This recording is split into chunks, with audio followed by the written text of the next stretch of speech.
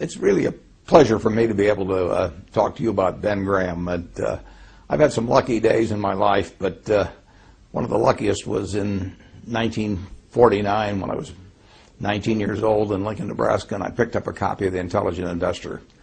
It not only changed my investment philosophy, it really changed my whole life. I'd be a different person in a different place if I hadn't have first seen that book. I got a bedrock of investment philosophy that really hasn't changed ever since I read the book. I may embellish on it a little here and there, but it was Ben's ideas that sent me down the right path. And then a year or so later, I very belatedly applied to Columbia University, and Dave Dodd let me in, and I got to know Ben personally when he was my professor in the second semester there. And when I finished up, of course, I said I'd go to work for him for nothing, and he said I was overpriced, and he probably was right. But a few years later, I got a letter from him, and he said, next time you're in New York, I'd like to talk to you. And I made a point of being there about 24 hours later, and he offered me a job. And I didn't ask the salary, but fortunately, at the end of the first month, I found out he'd not taken me, or maybe he'd forgotten about the fact that I'd do it for nothing. And I got inspired working for him, just being around him every day. And then we developed this friendship, which lasted until he died about 25 years later. So I really had a quarter of a century of experience with a marvelous man. And you all know about his mind and his ideas and the influence they've had on the profession of security analysis, the influence they probably had on you and your own portfolios, and certainly me. But the human side was just as impressive. He was a generous man. When my first son was born, shortly after I went back to take the job in December of 1954, my son was born, and I gave him the middle name of Graham. I named him after my dad, Howard, and then after Ben Graham with the middle name of Graham. And Ben came over to our apartment in White Plains and gave me a camera and a movie projector. It was a lot different doing that sort of thing in those days. And so I could record what was happening with Howard Graham Buffett from virtually the moment he was born. A little later, I think my wife had said something to him about my lack of dancing ability or something, which was well justified. And Ben gave me a certificate for some free lessons at the Arthur Murray Dance Studio in White Plains.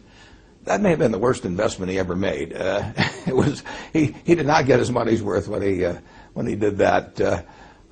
He moved out to California in 1956, and my family visited him time after time, and he was always encouraging. The one thing about it is that you never could balance the books with Ben. He would do things for me or for other members of the family, and you never could think of anything to do for him. So it's a real pleasure for me in a small way to be able to attempt to balance the books by just telling you and the rest of the world what a wonderful human being he was. And that's what really counts. I mean, he couldn't help but be smart. I mean, he was born wired in a way where he was going to be able to accomplish things intellectually that very, very few people could do. And when you think about, particularly in the light of today's markets, think what a remarkable achievement it was to be writing a book in 1934, security analysis. Probably was writing it in 1932 and 3, and here was a man that had been devastated by the Depression and the stock market crash. You know, many of you manage money. He was managing money for people, and they were disappointed with what had happened. But he could see far enough out in the future that he still turned out this marvelous book in a dispassionate, very rational way, and not overwhelmed by the events of the previous couple of years. But he wrote a book where 75 or so years later, we're still reading it to learn new things every day. So it was a marvelous intellectual achievement. But again, that he couldn't help that. He was born with that brain. He didn't have to be the wonderful human being he was. I mean, he could have behaved in an arrogant manner or had a tone of superiority because he had to know he was smarter than 99.99% of the people around him. But he wasn't that kind of a person at all. He treated all of us students came up to Columbia on a Thursday for 20 or 25 years just to help out a bunch of students that he might never see again, that weren't going to do anything for him. He was sharing knowledge that, in effect, was going to make them competitors. I bought some of the same stocks that Graham Newman was buying, his investment company, later on. I didn't buy them in very big quantities because they didn't have that kind of money.